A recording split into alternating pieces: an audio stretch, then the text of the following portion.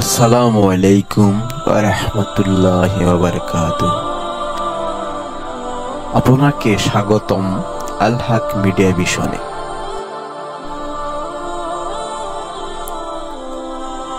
যেখানে সত্য ও জ্ঞানের আলোক ছড়ায়। আজ আমরা জানব মহান আল্লাহ তাআলা কিভাবে প্রথম মানব আদম আলাইহিস সালামকে সৃষ্টি করলেন।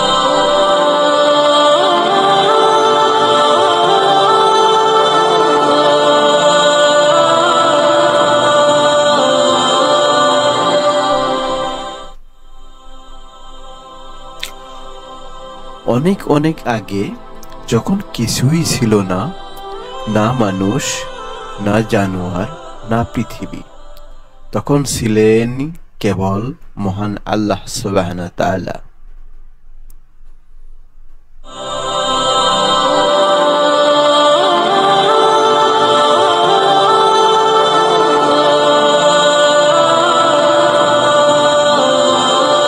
আল্লাহ সুবহানাহু ওয়া তাআলা বললেন, আমি একজন খলিফা সৃষ্টি করতে যাচ্ছি পৃথিবীতে।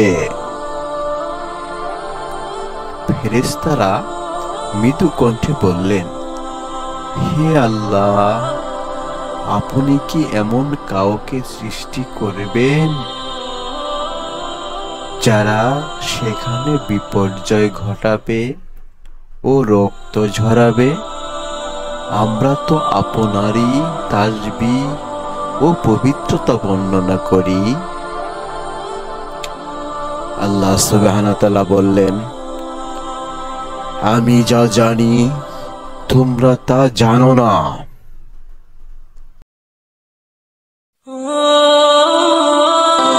আল্লাহ আদেশ দিলেন ফেরেশতা জিবরাইল আলাইহিস সালামকে পৃথিবী থেকে বিভিন্ন রঙের মাটি এনে দিতে। জিবরাইল আলাইহিস সালাম পৃথিবীতে এসে বলল, মাটি হাতে নিয়ে বলল, এই মাটি দিয়ে এক মহান সৃষ্টি হবে।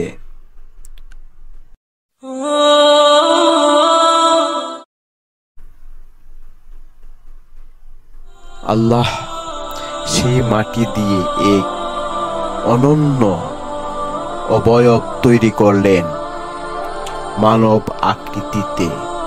তারপর তিনি তাতে প্রাণ দিলেন। আল্লাহ বলছে, হও, এবং সে হলো আদম আলাইহিস সালাম। আদম আলাইহিস সালাম চোখ খুলছেন।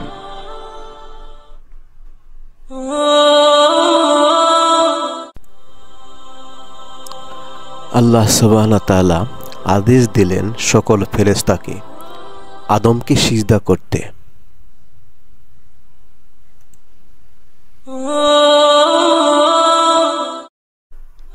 আল্লাহ বললেন, আদমকে তোমরা সবাই সিজদা করো। ফেরেশতারা একই যুগে সিজদা করছে,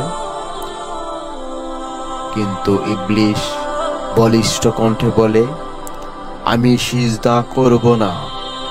আপনি আমাকে আগুন দিয়ে সৃষ্টি করেছেন আর তাকে মাটি দিয়ে। আল্লাহ গম্ভীর কণ্ঠে বললেন, তুমি অহংকারী হয়েছ, বের হয়ে যাও জান্নাত থেকে, তুমি এখন অভিশপ্ত।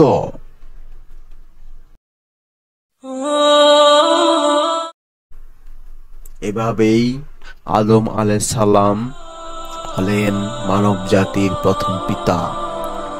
তার মাধ্যমে শুরু হলো মানুষের ইতিহাস। আল্লাহ আমাদের শিক্ষা দিলেন বিনয়, আনুগত্য ও জ্ঞান অর্জনের গুরুত্ব।